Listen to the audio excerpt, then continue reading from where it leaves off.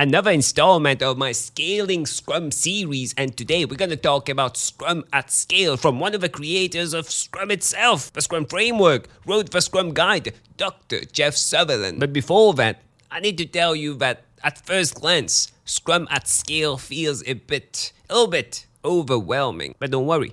It's very similar to Scrum. Maybe when you first read the Scrum guide, it was a bit overwhelming. But if you know Scrum, Scrum at Scale will be way easier to understand. Scrum at Scale also has a guide. Link in the description if you want more info. Let's start with the 3 core concepts of Scrum at Scale, starting with smaller teams. Yeah, smaller teams. If you read the Scrum guide, detailing the Scrum framework, teams should be less than 10 people. 7 is the ideal size for Scrum teams. But in Scrum at Scale, Jeff mentions that it's proven multiple times that even smaller teams are better. 4 to 5 people. And it's true, less communications, less complexity when there's a small amount of people in the team. That's why Scrum at Scale recommends 4, 5 people in the team. Core concept number 2, Scrum at Scale is designed to scale across the whole organization. The whole organization, huge premise, and I feel that it does it well, but more on that later. Scaling also, linear scaling, simply meaning that if one person can complete one user story per day, 1,000 people in different teams should be able to do the same thing. That's the linear scaling, the holy grail of scaling itself. Core concept number 3, one of the key things that you need to understand about Scrum at Scale that you don't see in the Scrum framework is minimum valuable bureaucracy. Jeff feels that we take too much time to make decisions, and he recommends a few things to fix this problem, and one of the ways he fixes it is core concept number 1, smaller teams. But more on that later. Now, Scrum at Scale has 2 cycles, the Scrum Master cycle, the how, and the Product Owner cycle. But what? These 2 combined help you coordinate multiple teams across a single path, a single goal, everyone working together. Let's start with a Scrum Master cycle, which is pretty easy to understand if you already know the Scrum framework. Very similar with a few slight changes. The goal, the outcome of a Scrum Master cycle is impediment removal, continuous improvement, cross-team coordination, and deployment. The first thing we need to talk about is the new team.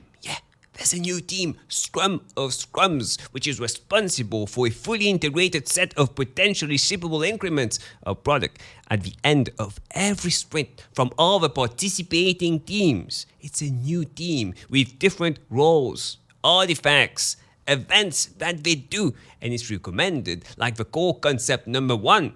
A team of 4 people, 5 people, but basically are in charge, responsible of a release. A lot of responsibility.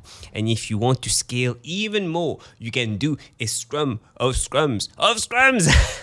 Yeah, it's true. You can do that. Scale even more, even Scrum of Scrums of Scrums of Scrums. Yeah, it's true. And because there's a new team, there should be a Scrum of Scrums Master. Yeah. Which basically is responsible for removing impediments that are slowing down the coordination between the different teams, that are preventing us from building this potentially shippable product, slowing us down. The Scrum Master helps facilitate events to refine these impediments, help the team resolve these impediments, and there's also a Scrum of Scrums Product Owner, prioritizes dependencies, what the team works on, the backlog of the team, what impediments to tackle on in priority. It's basically a team, like a Scrum team, but sort of coordinating work between different teams. The Scrum at Scale events, very similar to the Scrum framework. The daily Scrum, the sprint planning, the sprint retrospective, the sprint review, but there's a new one, Scaled Daily Scrum.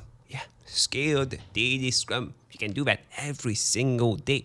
Usually, the Scrum Master of each one of the Scrum teams join the Scaled Daily Scrum to talk about impediments. The whole thing is what is slowing us down. And there's 3 questions that are recommended. First question, what are the impediments slowing down the team? My team, and each Scrum Master answers this question. Is there anything that my team is doing? Second question, is there anything that my team is doing that is preventing another team from not reaching their sprint goal or delaying the release? So the first question is about my team. Impediments slowing me down, preventing me from releasing, from achieving the sprint goal or delaying the release. Second question, is there anything that my team is doing that's preventing another team? And the third question, have we discovered any new dependencies? Yeah, new information that we need to talk about. Dependencies between teams that we need to work together to release something, or found a way to resolve, found a solution to resolve an existing dependency. And there's also a new team, executive action team, the last stop for impediments, everything that the Scrum of Scrums, or each team, the daily Scrums, can't resolve goes to the executive action team.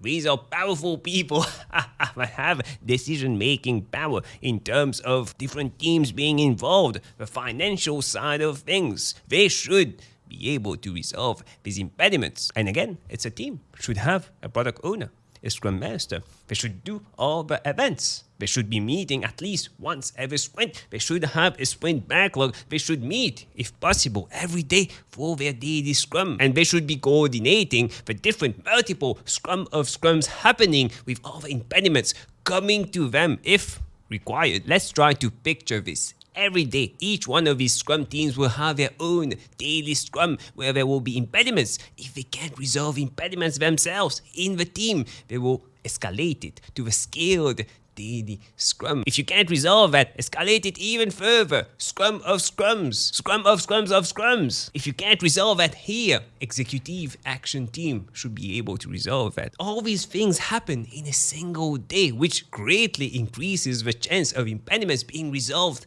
every day, not waiting long for impediments to be resolved, and reducing the time it takes to make decisions. And that's it for the Scrum Master cycle. The next is the Product Owner cycle, and the desired outcome of this cycle is strategic vision, backlog refinement, backlog prioritization, release planning. And remember, all these things, we talked about that. The scaling is done throughout the whole organization. Very similar to the Scrum Master cycle, where the core of the work, the base of the work was done within a team. And for coordination, new events, new teams were created. Same thing here for the Product Owner cycle. A new team is created, Meta Scrum, a group of product owners, basically Meta Scrums, just like Scrum of Scrums function as Scrum teams on their own, 4 to 5 people. As such, they need to have someone who acts as a Scrum Master and keeps the team on track in discussions. They also need a single person who is responsible for coordinating the generation of a single product backlog for all the teams covered by the Meta Scrum. This person is designated as the Chief Product Owner. A Meta Scrum can be scaled to a higher level of coordination of up to 25 teams. If there's more than 25 teams, we need to create a new role, the Chief Product Owner. Yeah, I'm not joking. Yeah, really, the Chief Product Owner. And also, there's a new team in the Product Owner cycle, the Executive Meta Scrum. The Meta Scrum handles a single backlog, everyone working together, single goal, a single release. The Executive Meta Scrum are in charge of a whole organization's backlog, the priorities, the strategic vision of a whole organization. The last thing I want to talk about are metrics and transparency. Scrum at Scale doesn't recommend a set of metrics that you need to track, but suggests bare minimum in terms of metrics, starting with productivity, measuring, as an example, the change in working product being delivered per sprint. Second one is value, measuring the business value, the actual business value, the effort of the team. Next is quality, as an example, the defect rate, the service downtime. And the last one is sustainability, the team happiness, how happy are they, how driven are they to work. Which brings me to my next point. If you want more tips, insights on Agile, Scrum, personal growth, click on the video that stands out the most on the screen right now, and I'll see you in a few seconds.